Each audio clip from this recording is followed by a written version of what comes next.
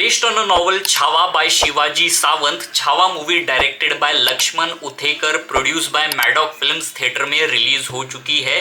छत्रपति शिवाजी महाराज के बेटे छत्रपति संभाजी महाराज की जीवनी पर आधारित है, जिनका किरदार प्ले किया है विक्की कौशल ने। उनकी पत्नी महारानी यशोबाई का रोल प्ले किया है रश्मिका मंदाना ने एंड औरंगजेब का रोल प्ले किया है अक्षय खन्ना ने। छत्रपति संभाजी महाराज एक निडर शूरवीर वॉरियर थे, जिनकी पर्सनैलिटी, जिनके विचार, जिनके एक्शन बिल्कुल एक शेर के समान थी, जो सिर्फ शस्त्र नहीं शास्त्र के बारे में भी जानते थे, जिन्हें अलग अलग विषयों पर महारत हासिल थी। वो एक स्कॉलर थे, पोएट थे, जिन्होंने कई सारी किताबें लिखी थी, उन्हें अलग अलग भाषाएं आती थी। वो एक सर्वगुण संपन्न, एक ऑलराउंडर व्यक्तित्व थे।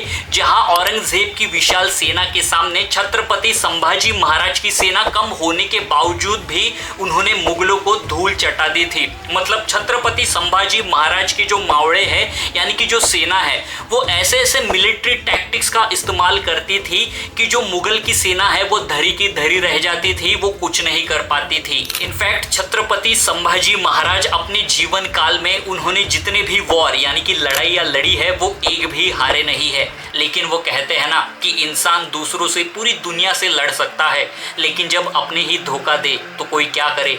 एंड सैडली यही हमारे राजे के साथ होता है कि उनको उनके अपने ही धोखा देते हैं, जिसके बाद औरंगजेब उन्हें कैद कर लेता है एंड उनके ऊपर अत्याचार करता है। मूवी के फर्स्ट हाफ में मराठा वॉरियर छत्रपति संभाजी महाराज के राज्य के दौरान का इंटरनल पॉलिटिक्स, छत्रपति शिवाजी महाराज के जाने के बाद जो औरंगजेब है, जो मुगल है, वो लोग अज्यूम कर लेते हैं कि वो लोग भारतवर्ष पे राज्य करेंगे। लेकिन उनका जैसे ही सामना महाराज की सेना से होता है, एक के बाद एक उन्हें कैसे हार मिलती है एंड महाराज जो मुगल है, औरंगजेब है, उनकी नाक में कैसे दम करते हैं, ये हमें देखने मिलता है। मूवी की सेकंड हाफ में जो औरंगजेब है वो लोगों के ऊपर क्या अत्याचार करता है एंड छत्रपति संभाजी महाराज जो है वो कब क्यों कैसे उनको धोखा मिलता है एंड कैद करने के बाद जो औरंगजेब है उनके ऊपर क्या क्या अत्याचार करता है, आगे क्या होता है, ये हमें देखने मिलता है। ये चीज़ मैंने अपने टीजर रिव्यू में भी कही थी कि मेरी जो स्कूलिंग है, मेरा जो कॉलेज है, वो पन्हाड़ा कोल्हापुर में हुआ है,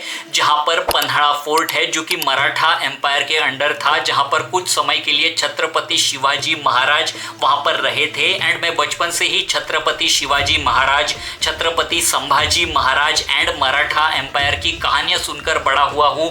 ना जाने कितनी बार उस फोर्ट में मैं घूमा हूँ, तो इस मूवी को देखना ना मेरे लिए काफ़ी पर्सनल था। एंड जब मैं इस मूवी को देखने गया एंड जब Vicky Kaushal as Chhatrapati Sambhaji Maharaj on screen आते हैं ना, तो ऑटोमेटिकली मेरी आंखों में ना आंसू आ गए थे। एंड इस मूवी को देखना ना मेरे लिए एक अलग ही एक्सपीरियंस था, एक ओवरवेलमिंग एक्सपीरियंस था। स्पेशली लास्ट के 40 मिनट्स में एक जो एक्शन हमें देखने मिलता है एंड उसके बाद जब महाराज को कैद कर लिया जाता है, उनके ऊपर जो अत्याचार होते हैं, जो टॉर्चर किया जाता है ना, भाई साहब, मतलब नो मैटर आप कितना पढ़ लो, कितना सुन लो, लेकिन जब आप विजुअली उसे देखते हो ना, फाइनली आपके रोंगटे खड़े हो जाते हैं। It is something else only. It is difficult, painful, heart breaking, shocking, gut wrenching, sad. मतलब मेरा थिएटर में कुछ ऐसा एक्सपीरियंस था कि मूवी खत्म हुई एंड जब क्रेडिट्स रोल होने लगे ना, कोई घोषणा कर रहा था, कोई रो रहा था, मैं भी इमोशनल हुआ, लेकिन हर कोई अपने सीट पर या तो बैठे हुए या फिर खड़े हुए एक शॉक में था एंड ये सोच रहा था कि भाई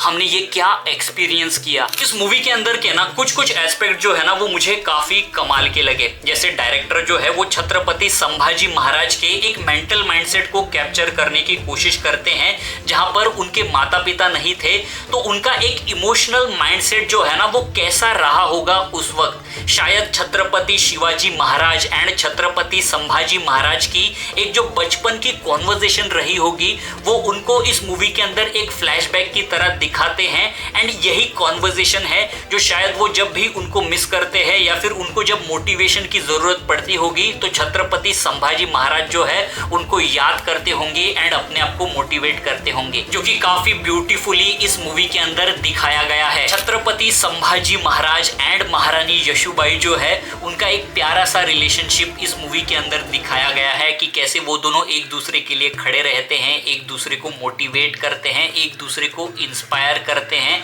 घर के बाहर महाराज जो है वो एक स्ट्रॉन्ग पर्सनल पर्सनैलिटी है एंड घर के अंदर महारानी यशोबाई जो है वहां पर वो स्ट्रॉन्ग पर्सनैलिटी है। मूवी का जो क्लाइमैक्स वाला एक्शन सीक्वेंस है वो बेस्ट एक्शन सीक्वेंस है जिसे बेहतरीन तरीके से एग्जीक्यूट किया गया है, जहां पर एक छोटी सी सेना के ऊपर एक बहुत बड़ी सेना जब अटैक करती है तो उसका एक जो इम्पैक्ट है, उसका एक जो क्लॉस्ट्रोफोबिकनेस है वो कैसा होगा, उसकी जो एक वाइब है, एक जो एनवायरनमेंट है वो लिटरली आपको उस सीन में फील होने लगता है मूवी देखते वक्त। बात करें एक्टिंग की, परफॉर्मेंस की, तो ये one of the main reason है जिसके कारण मूवी जो है वो वर्क करती है। आशुतोष राणा जी एज हम्बीर राव मोहिते, उनके भले ही 2-4 सीन है लेकिन उतने में ही वो अच्छे से अपने कैरेक्टर को इस्टेब्लिश करते हैं, a fatherly figure to Maharaj and also a brave warrior. इसके अलावा रश्मिका मंदाना एज महारानी यशोबाई, उन्होंने एक सॉलिड परफॉर्मेंस दी है, लेकिन जब भी वो डायलॉग बोलती है उनकी साउथ इंडियन एक्सेंट जो है ना वो सुनाई देती है। लेकिन इस मूवी के अंदर ना 3 ऐसे एक्टर्स हैं जिनकी परफॉर्मेंस जो है वो थ्रू आउट मूवी के अंदर स्टैंड आउट करती है।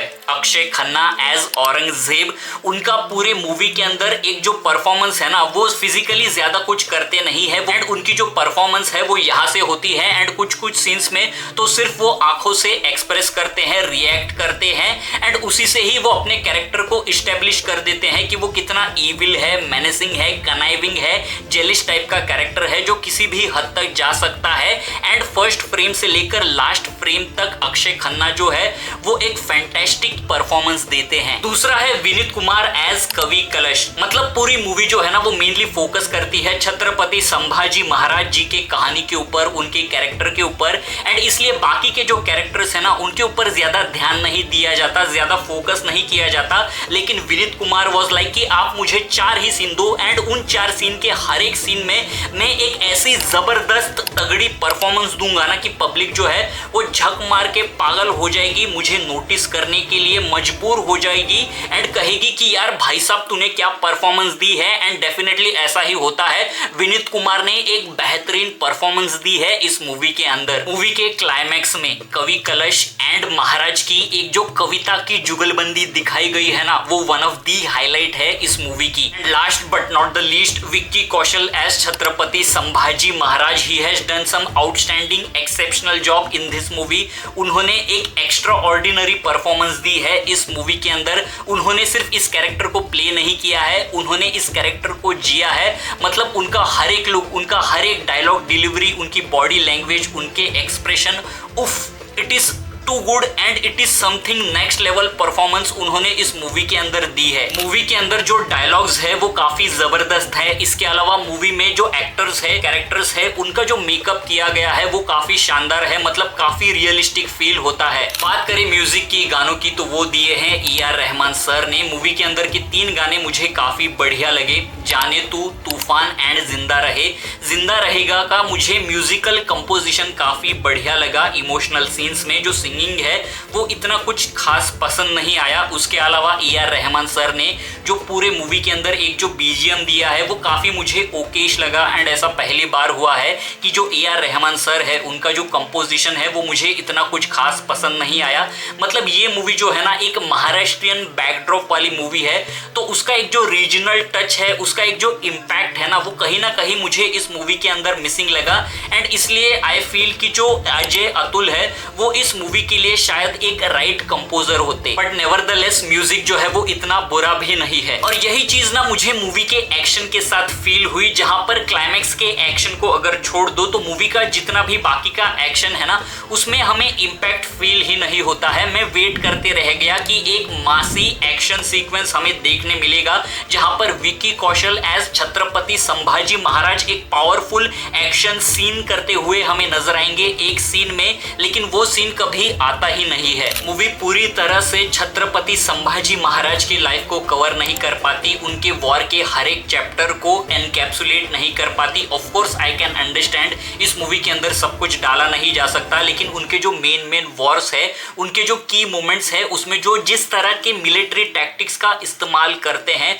उनको अगर ब्रीफ मोमेंट के लिए इस मूवी के अंदर एक्सप्लोर किया जाता, उनके ऊपर और एक्सपांड किया जाता ना, तो मूवी जो है वो और एंगेजिंग एंड थ्रिलिंग हो जाती। मूवी के फर्स्ट हाफ में ना एक पॉइंट आता है जहां पर मूवी जो है ना वो स्लो हो जाती है, लेकिन थोड़ी देर बाद मूवी जो है ना वो फिर से पिकअप कर लेती है। बट ये चीजें मेरे जैसे सिनेमा लवर, सिनेमा बफ, सिने फाइल्स जो रेगुलर बेसिस पे मूवीज को देखते हैं वो ये सारी टेक्निकल चीजें नोटिस करेंगे, लेकिन जो रेगुलर ऑडियंस है ना उनको इन चीजों से इतना ज्यादा फर्क नहीं पड़ेगा, वो नोटिस भी नहीं करेंगे। ओवरऑल अगर इस मूवी के बारे में कहूँ ना तो हाँ, इस मूवी के अंदर कुछ टेक्निकल फ्लॉज है, लेकिन still it is a great movie यार। I would like to thank the makers for making this movie, क्योंकि छावा मूवी जो है ना वो सिर्फ एक मूवी नहीं, एक इमोशन है छत्रपति संभाजी महाराज का, जो हर किसी को एक्सपीरियंस करना चाहिए, जानना चाहिए कि उन्होंने क्या क्या बलिदान दिया इस भारतवर्ष के लिए, धर्म के लिए, स्वराज्य के लिए। एंड उनके ऊपर जो टॉर्चर हुआ ना उसका 0.1% भी अगर हमारे ऊपर हो जाए ना